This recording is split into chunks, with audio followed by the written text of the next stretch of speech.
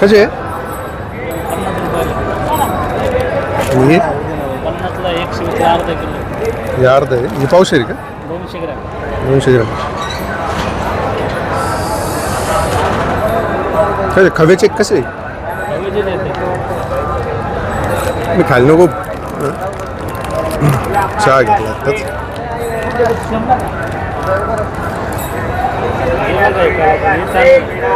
हे कसे? हे पण 200 ग्रॅमाचे का? तेच करून ठेवा. तुम्हाला आवडलं ते घ्या. नाही आवडलं हे कसले? 100 रुपयाला पाहू शकतो. हे सेम आहे का? ते साखरेचा एक वेळा करा.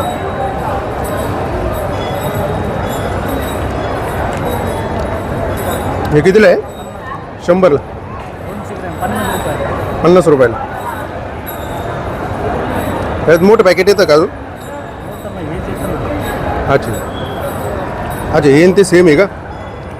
सेम म्हणजे वजन वेगळं आहे. हे किती अर्धा आहे का? ते अर्धा आहे. 200 ग्रॅम.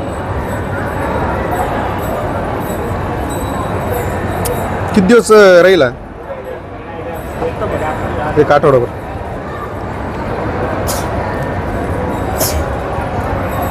ते नेमकं मला पाहुणे ना पण पाठवायचे आहेत. गोड येतात. अच्छा तू साखर आहे का त्याच्यात? इलायची पण?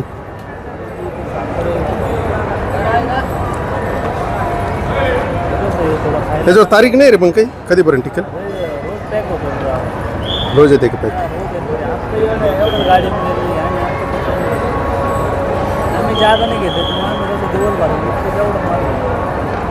आणि नेमकं तारीख नाही याच्यावर परत ते गडबड नको व्हायला काही.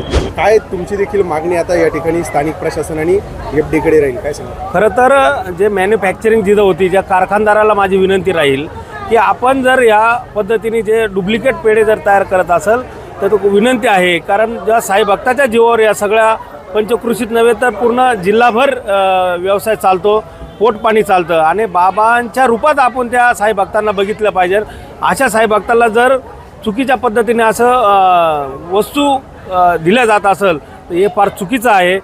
त्या कारखानदारांना असेल किंवा त्या दुकानदाराला असेल त्या दुकानदारांनी जास्त दिवस त्या वस्तू ठेवू नये आणि ज्या कारखानदार असेल त्यांना विनंती राहील का तुम्ही एक्सपायर डेट आणि उत्पन्न डेट हे दोन्ही पण प्रिंटिंग टाकली पाहिजे जेणेकरून ज्या साईभक्ताची फसवणूक नाही झाली पाहिजे.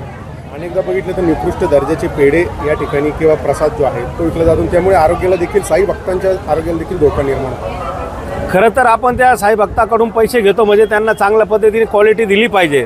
आता वास्तविकता बघितलं तर दुकानदाराला क्वालिटी कशी आहे काय आहे त्याची काय जाण नसती, परंतु जे तयार करतं जे उत्पन्न तयार करतं त्या कारखानदारांना माझी विनंती राहील का तुमच्या हिशोबाने जी क्वालिटी आहे ती क्वालिटी उत्तम दर्जाची असावी. कारण तुमच्याकडून विश्वासाने तो दुकानदार घेतो आणि विश्वासाने विकतो. त्या पद्धतीने एक कारखानदारांना माझी विनंती राहील का तुम्ही योग्य पद्धतीने क्वालिटी जेणेकरून ज्या साई भक्ताच्या जीवाशी जो खेळ चालला आहे तो ताबडतोब बंद झाला पाहिजे. अन्न व औषध प्रशासन विभाग जे आहे त्यांनी शिर्डीत एकदा या ठिकाणी येऊन प्रत्यक्ष पाहणी करून या संदर्भात काही निर्णय घेतला पाहिजे. खरं तर साई भक्तांच्या जर जीवाचा विषय असेल आणि साईबाबांचा विषय असेल तर 100% अन्न प्रशासन विभागाचे जे अधिकारी आहेत त्यांनी शिर्डीसारख्या ठिकाणी आलं पाहिजे. कारण एकदा त्या गोष्टी तयार झाल्या त्या गोष्टीवर एकदा कारवाई झाली तर जेणेकरून पुन्हा ती गोष्ट साई भक्ताच्या बाबत या जीवाच्या बाबत होणार नाही आणि योग्य पद्धतीने योग्य क्वालिटीने त्या साई भक्तांना वस्तू देण्यात येईल असं मला वाटतं. पेढा घेतलेला होता पण पेढा एकदम कडक आणि क्वालिटी खराब होती, खायला टेस्ट बरोबर नव्हती. त्याच्यावरून वाटतं की खूप जुना पेढा असा क्वालिटी असा. शिर्डीमध्ये सगळ्या दुकानावरती असा सर्रासपणे असा पेढा विकला जातो. काय मागणी देखील तुमची अन्न व औषध प्रशासनाकडे राहील? का आम्ही बाहेर त्या दुरून दर्शनासाठी येतो तर चांगल्या क्वालिटीचा आम्हाला पेढा मिळाला पाहिजे, हेच आमची मागणी राहील. आणि जे कुणी असे दुकानदार आहेत त्यांनी असे खराब पेढे वापरू नये, एवढीच आमची मागणी आहे. जो प्रसाद दिला जातो तो निकृष्ट दर्जाचा असतो. या संदर्भात लोकल दर्जाचा. साई भक्त म्हणून तुमची काय मागणी राहील? आमची म्हणजे प्रशासनाला एकच मागणी आहे, तो कडक पेढा राहतो ना त्याची एक्सपायर डेट देत नाही पाकटीवर, आणि खूप कडक राहते चेहऱ्यान वरून सफेद कलरचा डाग पण असतो बुरशीसारखं. हीच मागणी. एवढं लांबून बाया साई भक्त येता तर ही कारवाई केली पाहिजे. निश्चितच या अशा पद्धतीने निकृष्ट माल विकल्याने साई भक्तांच्या जीवितास देखील आरोग्यात धोका आहे, कारण शरीरात ही खराब पदार्थ जातो. ज्या पद्धतीने आता तुकाराम मुंडेंनी FDAचा कारभार हाती घेतल्यानंतर राज्यभरात बनावट गोष्टींवरती धाडी सुरू आहेत. शिर्डीत देखील अन्न औषध प्रशासनाने चाचणी केल्या पाहिजे का? केलं पाहिजे, ही साई भक्तांची मागणी. नक्कीच केलं पाहिजे. तुम्ही पेढा खरेदी केला होता? हो केला. मग केला होता. चव पूर्ण खराब, मिक्सिंग वाटतं. लोकल पद्धतीचा पेढा आहे. शिर्डीच्या साई मंदिर परिसरामध्ये खाजगी व्यावसायिकांची शेकडो फुलप्रसादाची दुकानं आहेत.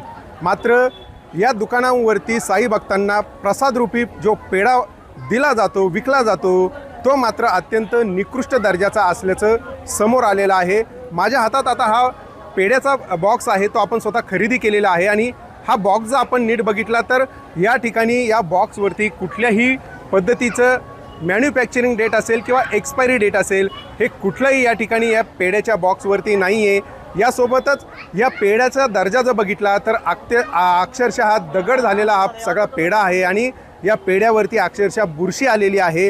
ज्यावेळी आपण दुकानदारांना विचारलं त्यावेळेस त्यांनी सांगितलं की शिर्डीमध्ये सर्व दुकानांवरती सर्रासपणे हा पेढा जो आहे तो मिळतो, याची कुठलीही एक्सपायरी डेट नसते, 10 दिवस तुम्ही हा वापरू शकता, अशा पद्धतीची उत्तरं त्यांनी दिलेली आहे. आणि विशेष म्हणजे आपण जर या ठिकाणी जर बघितलं तर प्युअर पेढा या ठिकाणी लिहिलेला आहे आणि FDA अप्रूव्ड म्हणून या ठिकाणी हे बॉक्सचं पॅकिंग जे आहे ते केलेलं आहे. मात्र हा पेढा जो आहे तो अक्षरशः साई भक्तांच्या जीवितास हानी पोहोचवू शकतो, अशा पद्धतीचा हा सगळा पेढा आहे.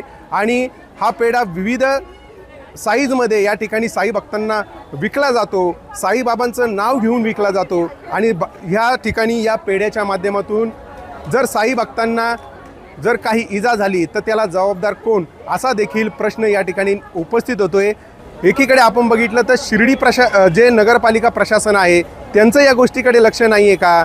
जे FDA आहे अन्न व औषध प्रशासन, त्यांचं देखील लक्ष नाही आहे का? कारण शिर्डीमध्ये शेकडो प्रसादाची दुकानं आहे, मात्र या ठिकाणी आत्तापर्यंत कुठलीही कारवाई झाल्याचं आपल्याला दिसत नाही आहे. त्यामुळे या सगळ्या यंत्रणांना जाग कधी येणार आणि साई भक्तांच्या जीविताशी हा खेळ कधी थांबणार, हाच खरा प्रश्न आहे. सचिन बनसोडे, साम TV न्यूज, शिर्डी, अहिल्यानगर. महाराष्ट्रातील सर्व बातम्यांचे विश्वासार्ह व्यासपीठ. सकाळच्या सर्व सोशल मीडिया प्लॅटफॉर्मला लाईक, फॉलो आणि सबस्क्राईब करा. तसंच सर्व नोटिफिकेशनसाठी बेल आयकॉन प्रेस करायला विसरू नका.